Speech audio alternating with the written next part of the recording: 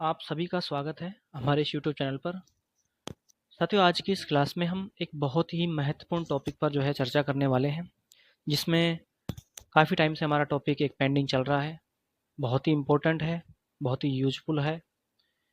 किन्हीं व्यस्तताओं के कारण उस टॉपिक पर ब्रेक लगा हुआ है। तो आज उसी टॉपिक पर हम फिर से हम बातचीत करने वाले हैं। तो आप सभी से रिक्वेस्ट है कि वीडियो को शुरू से लेकर आखिर तक ज़रूर से ज़रूर देखें और अपने सभी साथियों तक शेयर भी कर दें। इसी टॉपिक पर हमारी लास्ट 25 क्लास कंप्लीट हो चुकी है। तो आज की इस क्लास में नेक्स्ट बिंदु उस पर हम आज की इस क्लास में उसी बिंदु पर विस्तार पूर्वक बात करेंगे। हमारा जो टॉपिक आज का रहेगा वो हिंदी साहित्य का इतिहास जो हमारा चल रहा था, उसी से नेक्स्ट बिंदु पर हम बातचीत करने वाले हैं। अगर आप हिंदी विषय से शिक्षक बनना चाहते हैं डीएसएसबी में या अन्य किसी भी स्टेट में, आरपीएससी हो या बीपीएससी हो, फर्स्ट ग्रेड सेकंड ग्रेड की आप तैयारी कर रहे हैं, तो हिंदी साहित्य बहुत ही इंपॉर्टेंट है और बहुत सारे क्वेश्चन आपको यहाँ से हूबहू देखने को मिलेंगे। तो बहुत ही इंपॉर्टेंट क्लास है। अगर आपने पिछली क्लासें नहीं देखी हैं तो पिछली क्लास ज़रूर देखें। डिस्क्रिप्शन में उनका सीरियल वाइज लिंक दिया हुआ है, वहाँ से आप देख सकते हैं, या फिर आप चैनल पर प्ले लिस्ट में जा करके देख सकते हैं। बहुत ही इम्पोर्टेंट टॉपिक है। तो चलिए आज की इस क्लास को हम शुरुआत कर देते हैं। आप सभी से रिक्वेस्ट है कि वीडियो को ज़्यादा से ज़्यादा शेयर भी करें, और अगर आपने चैनल को सब्सक्राइब नहीं किया तो चैनल को सब्सक्राइब जरूर कर लें। तो चलिए शुरुआत करते हैं आज की इस क्लास। तो साथियों, आज का हमारा जो टॉपिक है, आप हेडिंग लगा लीजिए, नोटबुक आप साथ में रखिए। बहुत ही इंपॉर्टेंट टॉपिक है और बहुत ही महत्वपूर्ण है। हिंदी साहित्य में यहाँ से आपको क्वेश्चन जरूर देखने को मिलते हैं। तो आज आप हेडिंग डाल लीजिए सूरदास। सूरदास हिंदी साहित्य के बहुत महत्वपूर्ण कवि हैं, कृष्ण भक्ति शाखा के प्रमुख कवि हैं, अष्टछाप के प्रवर्तक और सबसे अग्रणी कवियों में इनका नाम लिया जाता है। इसी के साथ साथ वात्सल्य रस के सम्राट कवि भी इनको कहा जाता है। ब्रज भाषा के प्रमुख कवि हैं, तो ये ध्यान रखिएगा। इनके बारे में बहुत सारी आपको बातें हमें बतानी है। इससे पहले कुछ पिछली बातें आपको एक बार रिवाइज करवा देता हूँ। काफ़ी टाइम से हमारी वीडियो इसमें पेंडिंग चल रही है, हो सकता है आप इस बातों को भूल गए हो। देखिए, हिंदी साहित्य जब हमने पढ़ने की शुरुआत करी थी, तब हमने हिंदी साहित्य को अध्ययन की दृष्टि से 4 भागों में विभाजित किया था। आप सभी को ये मालूम है। इसमें सबसे पहले हमने आदिकाल पढ़ा।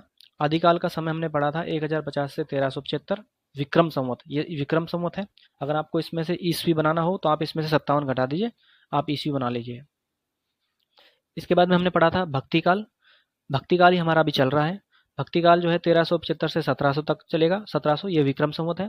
उसके बाद हम पढ़ेंगे नेक्स्ट रीतिकाल, जो 1700 से 1900 विक्रम संवत तक चलेगा। और उसके बाद में आ जाएगा हमारा आधुनिक काल, और आधुनिक काल कंप्लीट होते ही हमारा यह जो साहित्य है ये कंप्लीट हो जाएगा। अध्ययन की दृष्टि से हमने 4 भागों में बांटा है। सबसे जो विवादात्मक रहा है नाम की दृष्टि से, तो वो आदिकाल ही रहा है। अलग अलग विद्वानों ने आदिकाल को अलग अलग नामों से पुकारा है। ये लास्ट की क्लासों में इस पर हम बातचीत कर चुके हैं। अभी जो हमारा टॉपिक है ये भक्ति काल से चल रहा है। भक्ति काल को जो हमने 2 भागों में बांटा था, सगुण निर्गुण, उसके बाद में हमने इसको फिर से 2 भागों में बांटा था, एक राम भक्ति शाखा में और कृष्ण भक्ति शाखा में। राम भक्ति शाखा के प्रमुख कवि हम सारे पढ़ लिए हैं। अब हमारा कृष्ण भक्ति शाखा के कवि चल रहे हैं। इसके बाद में जैसे ये कंप्लीट होगा, उसके बाद में हमारा ये कंप्लीट टॉपिक हो जाएगा। और जैसे टॉपिक कंप्लीट होगा, भक्ति काल के सभी महत्वपूर्ण प्रश्न हम उस पर हम हल करने वाले हैं। तो चलिए आज की हम क्लास को शुरुआत कर देते हैं। सूरदास हमारा टॉपिक है। सूरदास के बारे में कुछ आपको पहले बातें बता देता हूँ, उसके बाद में हम इसको एक एक शब्दों को किताब के हिसाब से भी। तो सबसे पहले आप देख लीजिए, सूरदास ये अष्टछाप के प्रवर्तक हैं, यानी कि सबसे अग्रणी कवियों में माना जाता है, इनका नाम लिया जाता है। वात्सल्य रस के सम्राट कवि हैं। इनके जन्म और जन्म स्थान दोनों में ही बहुत विवाद है, इसलिए आपको ये ध्यान नहीं रखना, लेकिन फिर भी आपको थोड़ा सा ध्यान रख लेना है। इनके पिता का नाम रामदास जी है। गुरु का नाम वल्लभाचार्य वल्लभाचार्य इनके गुरु का नाम बताया जाता है, जो इनसे सिर्फ 10 दिन ही बड़े थे। तो इनकी बातें हैं। अब इनके बारे में एक सबसे बड़ी बात यह है कि कुछ विद्वान इनको मानते हैं कि जन्मांध थे, यानी कि जन्म से अंधे थे, और कुछ मानते हैं कि जीवन के अंतिम समय ये अंधे हुए थे। इसके बारे में हम पढ़ लेते हैं। अष्टछाप के कवियों में सूरदास का स्थान सर्वोपरि है। अष्टछाप क्या होता है, लास्ट क्लास में हमने आपको बता दिया है, फिर भी एक बार आपको वापस बता देता हूँ। अष्टछाप ये 8 कवियों का एक समूह है। 8 कवि मिलकर के कृष्ण भक्ति का कीर्तन किया करते थे, जिसमें 4 भक्त वो वल्लभाचार्य थे, और 4 भक्त विट्ठलनाथ के थे, और विट्ठलनाथ वल्लभाचार्य के पुत्र थे। तो ये ध्यान रखिएगा, ये कुछ भी नहीं है। अष्टछाप क्या है, 8 कवियों का एक समूह है, जिसमें ये रात में जो है कीर्तन किया करते थे कृष्णा भक्ति के। ठीक है, तो ये ध्यान रखना। तो अष्टछाप में सर्वोपरि यानी सूरदास जी का है जो सबसे प्रथम स्थान माना जाता है अष्टछाप के कवियों में। इनका जन्म 1483 के आसपास माना जाता है। जन्म आप लिख लीजिए इनका, हालांकि ये बहुत विवाद है इसमें, लेकिन फिर भी लिख लीजिए 1483 ईस्वी में इनका जन्म माना जाता है। मृत्यु अनुमानतः जो है 1563 के आसपास इनकी मानी जाती है।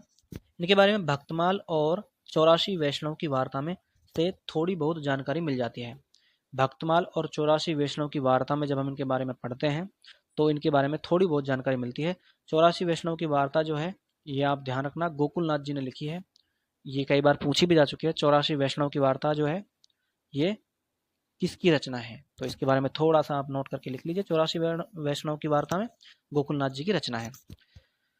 आईने अकबरी और मुंशियात अब्दुल फजल में किसी संत सूरदास का उल्लेख है। अब देखिए आईने अकबरी है और एक अब्दुल फजल है, इसमें भी सूरदास जी का उल्लेख हुआ है। आईने अकबरी जो है ये वही है जो अकबर के शासनकाल के अंतर्गत लिखी गई थी।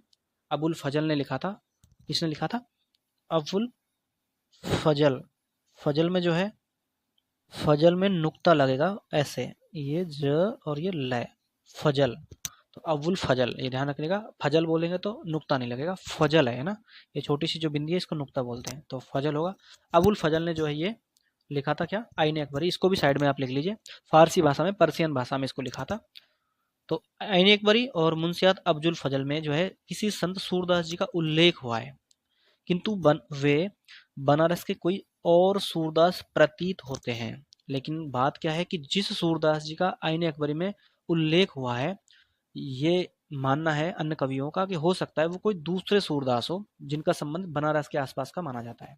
ठीक है। अनुश्रुति यह अवश्य है कि अकबर बादशाह सूरदास का यश सुनकर उनसे मिलने आए थे। एक ये अनुश्रुति है, यानी कि सुनी हुई बात है या किंवदंती है कि जो सूरदास जी के गौरव गाथा के बारे में, यश के बारे में जब अकबर ने सुना, अकबर कौन है? ये अकबर वही है, अकबर बादशाह। उन्होंने जब इनके बारे में सुना तो वो इनसे मिलने आए थे।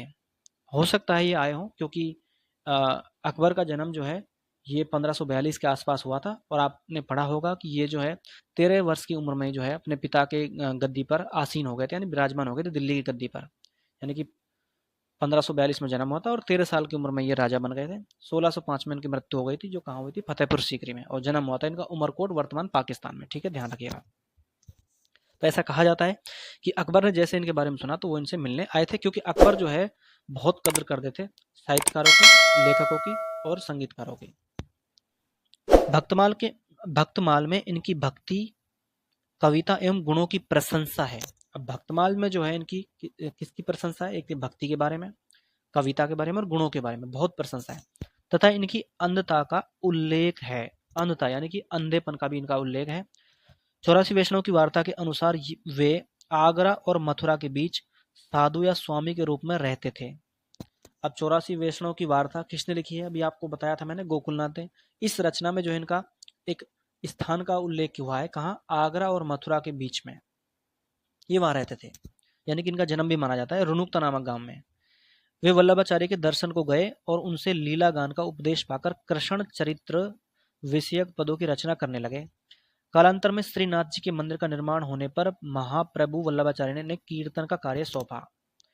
तो कालांतर में यानी कि बाद में जो है वल्लभाचार्य ने जो है इनको, महाप्रभु वल्लभाचार्य ने इनको क्या किया? कीर्तन करने का जो है काम भी सौंपा था। आगे देखिए, सूरदास के विषय में कहा जाता है कि वे जन्मांध थे। अब इसी बात में विवाद है। ये क्या कहते हैं कि सूरदास के विषय में कहा जाता है कि वे जन्मांध थे। जन्मांध का मतलब था जन्म से अंध, अंधा, कि वे जन्म से अंधे थे। उन्होंने अपने को जन्म का आंधर भी कहा है। किसने कहा है? सूरदास जी ने। लेकिन सूर काव्य में प्रकृति और जीवन का जो सूक्ष्म सौंदर्य चित्रित है, उससे यह लगता है कि वे जन्मांध थे। उससे तो ऐसा ही लगता है, इन्होंने जो सब लिखा है, ये देखा है, इससे ऐसा लगता है कि जन्मांध थे। आगे देखिए, उनके विषय में ऐसी कहानी भी मिलती है कि वे तीव्र अंतर्द्वंद के किसी क्षण में उन्होंने अपनी आंखें फोड़ ली थी। ऐसा भी कहा जाता है कि उन्होंने जो है किसी अंतर्द्वंद के कारण, यानी कि कलह के कारण, जो अपनी आंखें फोड़ ली थी। उचित यही मालूम पड़ता है कि वे जन्मांध नहीं थे। कालांतर में वे अपनी आंखों की ज्योति खो बैठे थे। कालांतर यानी बाद में जो है अपनी आंखों की ज्योति खो बैठे थे। सूरदास अब अंधों को कहते हैं। अब आज भी हमारे लोगों में एक बात बनी हुई है, अगर कोई अंधा है तो उसको हम क्या कहते हैं, ये तो सूरदास है। ये परंपरा सूर के अंधे होने से चली है। अब ये परंपरा भी उसी टाइम से चली है। सूर का आश सूर से भी है। सूर और सती मध्यकालीन भक्त साधकों के आदर्श थे। ये भक्त काल यानी भक्ति कालीन के समय में ये बहुत ही क्या थे, आदर्श वाक्य थे। सूरदास के पहले ब्रज भाषा में काव्य रचने की परंपरा तो मिल जाती है। सूरदास जी ने जो अपनी रचना है ब्रज भाषा में की है। अब उनसे पहले भी ये जो है ब्रज भाषा की जो रचना है वो तो मिल जाती है। किंतु अब किंतु में मतलब लगा है तो कोई क्या बात, देखिए देखिए आप, किंतु भाषा की प्रौढ़ता, चलतापन और काव्य का यह उत्कर्ष नहीं मिलता। कैसा उत्कर्ष नहीं मिलता? जैसे सूरदास जी ने किया है। ऐसा लगता है कि सूर ब्रज भाषा के काव्य के प्रवर्तक न हो, किसी परंपरा के चरमोत्कर्ष हो, कि वो काव्य के नहीं बल्कि वो तो किसी भाषा के विशेष चरमोत्कर्ष हो। आचार्य शुक्ल ने सूर को एक और जयदेव, चंडीदास और विद्यापति की परंपरा से जोड़ा है और दूसरी ओर लोकगीतों की परंपरा से। आचार्य शुक्ल जी ने जो लाइन कही है, इस लाइन को आप लिख लीजिए, हो सकता है किसी पेपर में ये टपक जाए। उन्होंने कहा है कि जिस तरह से सूरदास जी ने लिखा है ना, उनकी रचनाओं को देख करके आचार्य शुक्ल ने उनको जयदेव, चंडीदास और विद्यापति से उनकी तुलना की है। ठीक है, आगे देखिए। विद्यापति और सूरदास में जो निरीहता, तन्मयता मिलती है, अनुभूतियों को जिस प्रकार बाह्य प्रकृति के ताने बाने में बुना गया, वह लोक गीतों की विशेषता है। लगता है कि लोक जीवन और साहित्य में राधा कृष्ण की जो परंपरा पहले से चली आ रही थी, वह भक्ति काल में प्रकट हुई है। कि भक्ति काल में जो है ना, सबसे ज्यादा प्रकट क्या हुई है? राधा कृष्ण की जो परंपरा है वो सबसे ज्यादा प्रकट हुई है। जयदेव का गीत गोविंद, जयदेव ने क्या लिखा था? गीत गोविंद। विद्यापति की पदावली, ये हमने पहले पढ़ी है। चंडीदास का काव्य और सूरदास का सूरसागर उसी परंपरा से है। आगे देखिए। सूरदास वात्सल्य और श्रृंगार के कवि हैं। ये तो हमें पता ही है, वात्सल्य रस का तो इनको सम्राट कहा जाता है। श्रृंगार के भी कवि हैं साथ में। भारतीय साहित्य का भारतीय साहित्य क्या संभवतः विश्व साहित्य में कोई कवि वात्सल्य के क्षेत्र में उनके समकक्ष नहीं है। कि भारतीय साहित्य को तो छोड़ो, अगर पूरे विश्व के इतिहास को भी देखा जाए तो सूरदास जी ने जो लिखा है ना, वैसा वात्सल्य का क्षेत्र तो जो है पूरे विश्व में नहीं है। उनके समकक्ष यानी उनके समान बैठता ही नहीं है किसी का। इतनी बड़ी उपाधि है उनकी, सूरदास जी की। इतना बड़ा महत्व है भक्ति काल में, कृष्ण भक्ति के काल में जो है तो ज्यादा महत्व है, इसीलिए सूरदास जी का। ये बहुत अच्छी लाइन लिखी है। यह उनकी ऐसी विशेषता है कि केवल इसी के आधार पर वे साहित्य के क्षेत्र में अत्यंत उच्च स्थान के अधिकारी माने जाते हैं। उच्च स्थान, ये बहुत ही बड़ी बात है। अत्यंत उच्च स्थान अगर कोई माना जाता है, वो सूरदास जी को ही रखा जाता है। बाल जीवन का पर्यवेक्षण एवं चित्रण महान सहृदय मानव प्रेमी व्यक्ति ही कर सकता है। सूरदास ने वात्सल्य एवं श्रृंगार का वर्णन लोक सामान्य की भावभूमि पर किया है। आगे देखिए। मार्मिकता, मनोवैज्ञानिकता, स्वाभाविकता जीवन के यथार्थ में ही होते हैं। ये जीवन के क्या होते हैं? यथार्थ होते हैं। कौन कौन से? मार्मिकता, आप कितने मार्मिक तरीके से आप अपने लेखन को जो है तरजीह देते हैं। मनोवैज्ञानिकता, उनमें एक मनोविज्ञान जो भाव है वो भी होना चाहिए। स्वाभाविकता, ये जीवन के क्या होते हैं? यथार्थ होते हैं। यथार्थ मतलब वास्तविकता। उन्होंने वास्तविकता में इस चीज को उतार दिया था। तुलसी की अपेक्षा सूर का विषय क्षेत्र सीमित अवश्य है। देखिए, तुलसीदास जी के अगर हम रचनाओं में देखें तो सूरदास जी का कुछ क्षेत्र जो है सीमित है, किंतु सूर ने राधा कृष्ण की प्रेमलीला और कृष्ण की बाल लीला को प्रकृति और कर्म के विशद क्षेत्र का संदर्भ प्रदान कर दिया है। लोक साहित्य में यह संदर्भ सहज तौर पर जुड़ा हुआ दिखलाई देता है। सूर ने अपनी रचना में प्रकृति और जीवन के कर्म के क्षेत्र को अचूक कौशल से उतार लिया है। लोक साहित्य की सहज जीवंतता जितनी सूर के साहित्य में मिलती है, हिंदी के किसी कवि में नहीं मिलती। कि सूरदास जी ने जो लिखा है, कुल मिलाकर अन्य किसी कवि के आसपास भी उनका स्थान नहीं है। तो ये बहुत इंपॉर्टेंट है सूरदास जी। देखिए आगे। सूर की बाल लीला वर्णन अपनी सहजता, मनोवैज्ञानिकता एवं स्वभावता में अद्वितीय है। अद्वितीय मतलब उनके जैसा कोई है नहीं दूसरा। उनका काव्य बाल चेष्टाओं के स्वाभाविक मनोहर चित्रों का भंडार है। भक्ति ने भगवान का मानवीकरण कर दिया है। तो भक्ति ने भगवान का क्या कर दिया, मानवीयकरण। सूर के कृष्ण सामान्य गृहस्थ के बालक बन गए हैं, जो हट करके आंगन में लौटने लगते हैं। काहे को आरी करत मेरे मोहन, यो तुम आंगन लेटी, यशोदा मत रही। कृष्ण हट करने लगे। यशोदा जो है क्या कर रही है, दही मत रही है। कृष्ण जी हट करने लगे। आकर आंचल पकड़ लिया, दही भूमि पर लुढ़क गया। कृष्ण चलना सीख रहे हैं, पैर डगमगाते हैं। यशोदा हाथ पकड़कर उन्हें चलना सिखाती है। सिखवत चलन जसोदा मैया, अरब राय कर पानी, गहवती डगमत धरे पैया। सिखवत चलन जसोदा, कि जसोदा मैया जो उनको क्या करती है, चलने को सिखाती है, और वो डगमगा करके अपने पैरों को, छोटा बच्चा डगमगा करके पैरों को रखता है। सूरदास के यहाँ राधा कृष्ण का प्रेम परिचय से विकसित होता है। वह प्रकृति और कर्म क्षेत्र की पृष्ठभूमि के पुष्पित पल्लवित होता है। गोचरण जीवन में प्रकृति का पूरा अवकाश है। आगे देखिए, सूर के राधा कृष्ण की प्रेम लीला में प्रकृति, गाय और ग्वाल बाल का महत्वपूर्ण स्थान है। तो सूरदास जी ने जो राधा कृष्ण की जो कविता रचना लिखी है, उसमें प्रेम लीला के साथ साथ गाय और ग्वाल बाल का भी मुख्य स्थान लिखा है। इसी से उनकी प्रेम लीला जीवन से कहीं कटी अलग थलग नहीं है। राधा और कृष्ण के प्रथम परिचय का जो चित्र सूरदास ने खींचा है, उनके लोक जीवन का प्रमाण है। साहित्य में प्रेम के सूत्रपात का ऐसा जीवंत चित्र बहुत दुर्लभ होगा। साहित्य में प्रेम के सूत्रपात जो जैसे सूरदास जी ने लिखा है ना, वैसा जो है बहुत दुर्लभ हो जाता है। देखिए क्या एक पंक्तियां उन्होंने लिखी है, बहुत शानदार पंक्तियां हैं। देखिए इनका अर्थ, बूझत श्याम कौन तू गोरी, कहाँ रहत है काकी है बेटी, देखी नहीं कभू ब्रज खोरी, काहे को हम ब्रज तन आवती, खेलत रहत आपनी पोरी, सुनत रहत सर्वननी नंद डोटा, करत फिरत माखन दही चोरी, सूरदास प्रभु रसिक श्रोमणी, बातन भूरी राधिका भोरी। ये राधिका जी और कृष्ण जी के बारे में उन्होंने जो रचना लिखी है, उसमें से एक छोटी सी पंक्तियां आपके बीच में दी है, और ये पंक्तियां जो है अपने आप को जो है प्रदर्शित करती हैं कि किस तरह की रचना है जो सूरदास जी के द्वारा लिखी गई है। कृष्ण जी के दास जी ने कहा है कि बूझत श्याम कौन तू गोरी, कि जब पहली बार राधिका जो है ब्रज आई थी, तब कृष्ण जी ने उनको देखा तो वो फर्स्ट टाइम देखते जो है उनको आकर्षित हो गया, क्योंकि first impression is the last impression. तो कृष्ण जी ने कहा कि हे गोरी, तू कौन है, कहाँ रहती है, काकी बेटी, काकी का मतलब किसकी बेटी है, देखी नहीं ब्रज खोरी, खोरी का मतलब गलियों में, कि हमने कभी तुम्हें ब्रज की तंग गलियों में तो नहीं देखा। अब इतनी बात जब राधिका जी को जो है कृष्ण जी ने कहा, तो राधिका जी कह रही हैं कि काहे को हम ब्रज तन आवती, कि हम ब्रज की तंग गलियों में क्यों आएंगी, खेलत रहत आपनी पोरी, कि हम तो अपनी ही पोरी में यानी घर के आंगन में ही खेलती रहती हैं।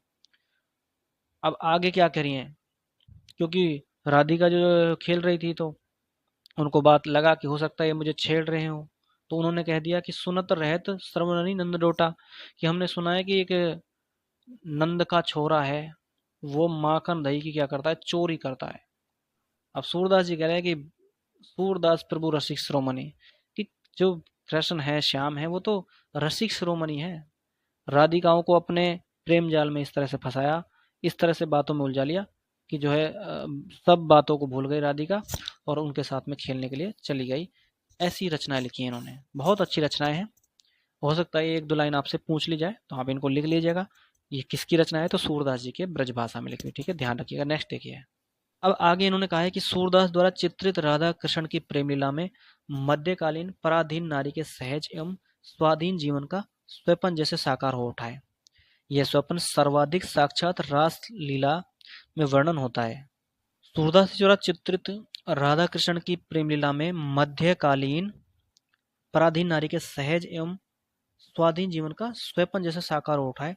यह स्वप्न सर्वाधिक साक्षात रास लीला वर्णन में होता है। सूरदास के समय अर्थात 16वीं शताब्दी में ब्रज में नारियों का यह को वह स्वाधीनता नहीं थी।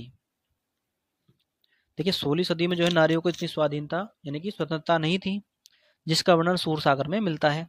गोपियां लोक लाज तजकर घर की चारदीवारी में ही नहीं तोड़ती, वे कृष्ण की बांसुरी सुनकर उस सामाजिक व्यवस्था को भी तोड़ती हैं। अब जैसे कृष्ण जी जो है बांसुरी बजाते हैं, तो गोपियां क्या करती हैं, चारदीवारी को जो नियम है उनको नहीं तोड़ती, बल्कि जो क्या करती हैं, सुन करके उनके साथ में आ जाती हैं और अपने जो समाज की जो व्यवस्था है उसको भी क्या कर देती, तोड़ देती हैं, जो नारियों को पराधीन रखती हैं। जिस तरह तुलसी ने मध्यकालीन भारत में दैविक एवं भौतिक तापों से रहित राम राज्य का स्वप्न देखा है, वैसे ही सूर ने कृष्ण कथा और रासलीला के माध्यम से एक ऐसा सर्व सुखद स्वप्न देखा है जिसमें नारी और पुरुष दोनों को समान तौर पर स्वाधीन है। रासलीला सुख विभोर मानवता का सजीव गति में स्पंदित चित्र है। और रासलीला क्या है? सुख विभोर मानवता का सजीव गति में स्पंदित चित्र है। यहाँ मानव सृष्टि के साथ ताल, लय, गति, प्राण, अनुभूति सभी तरह से एक में हो गया है। सूर का विरह वर्णन भी अधिकांशतः स्वाभाविक पद्धति से चित्रित है।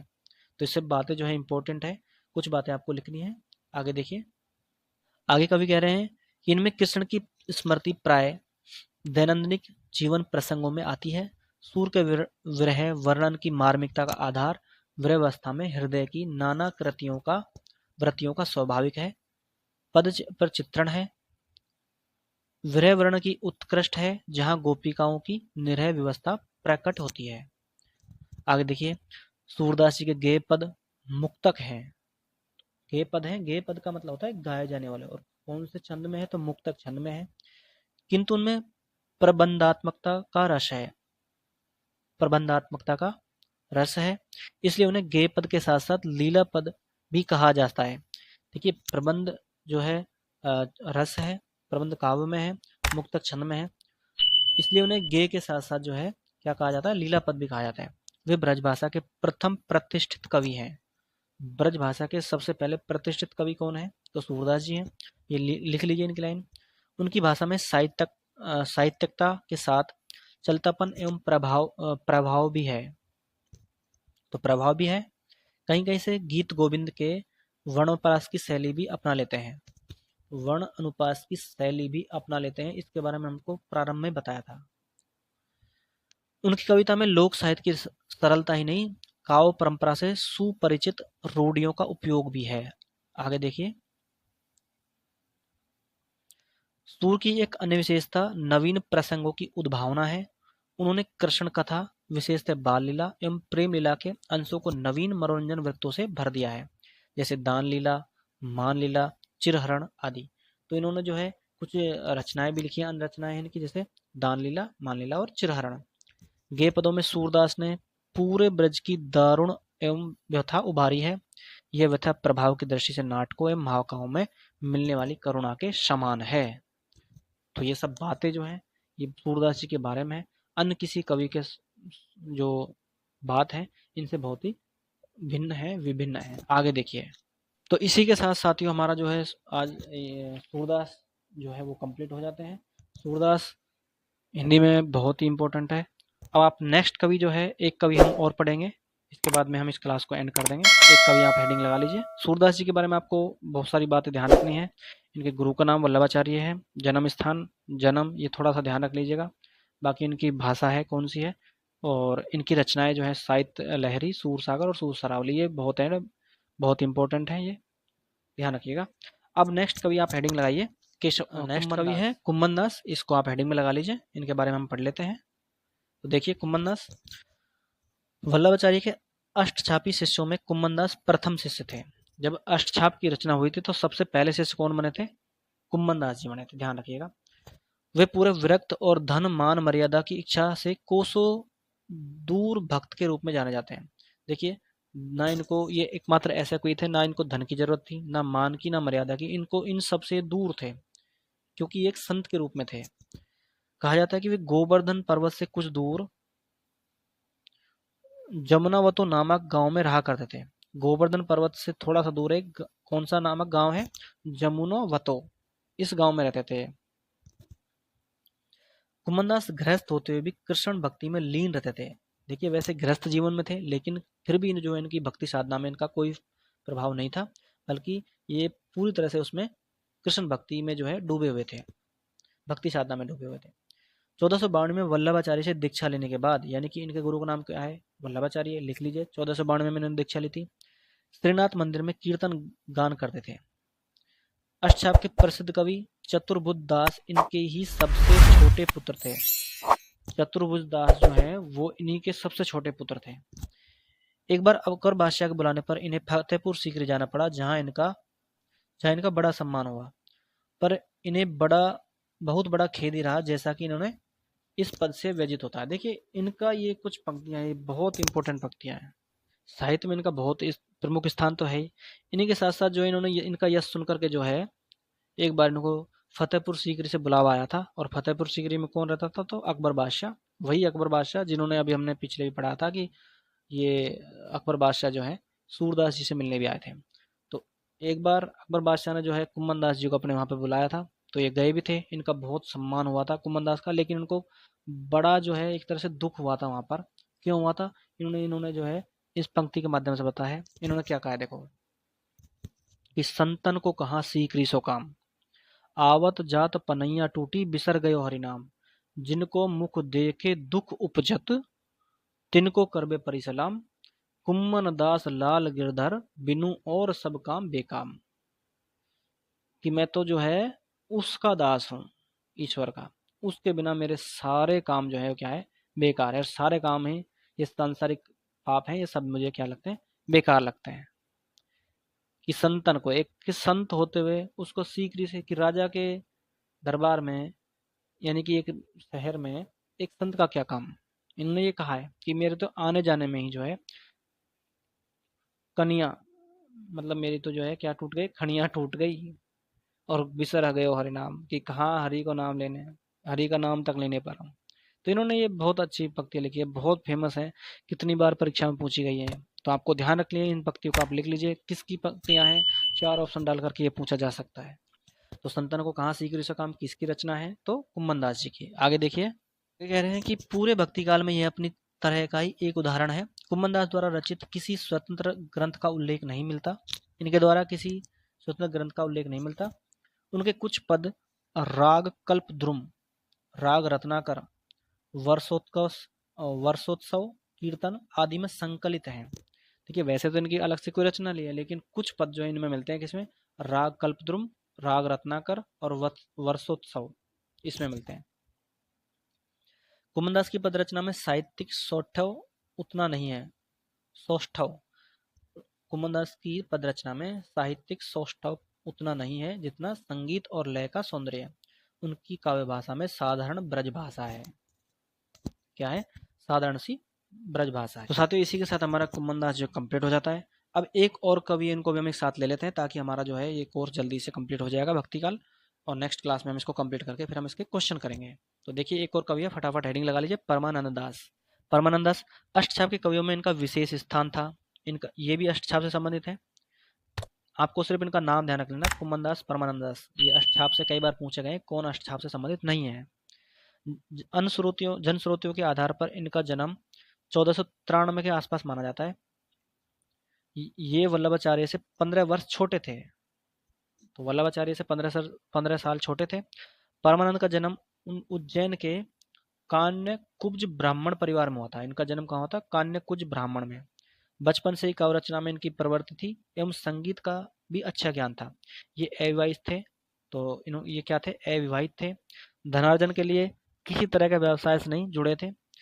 धन का अर्जन करने के लिए किसी भी काम से नहीं जुड़े थे। उन्होंने अरेल यानी प्रयाग में वल्लभाचार्य से क्या ली थी? दीक्षा ली थी।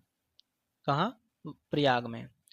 परमानंद की रचनाओं का प्रकाशन परमानंद सागर, परमानंद के पद और वल्लभ संप्रदायी कीर्तन पद संग्रह के नाम से जुड़ा हुआ है। तो इनके जो रचनाएं हैं ये किस नाम से जुड़े हुए हैं? वल्लभ संप्रदाय कीर्तन और परमानंद सागर, परमानंद के पद। ये ध्यान रखिएगा, लिख भी लीजिए इनको। परमानंद सागर में 835 पद संकलित हैं। जो परमानंद सागर है इसमें कितने पद हैं? 835 पद। इसको भी लिख लीजिए। इनके पदों में सूर सागर की भांति भागवत की कथा का वर्णन नहीं है, अपितु इन्होंने कृष्ण के मथुरा गमन से भंवर गीत के तक के प्रसंग का ही मुख्य वर्णन किया है। परमानंद जी सर्वाधिक पद बाल लीला से संबंधित हैं। वियोग श्रृंगार के वर्णन में परमानंद दास ने विशेष ख्याति प्राप्त की है। किसमें? वियोग में। भाषा की दृष्टि से इनकी ब्रज भाषा बेजोड़ है।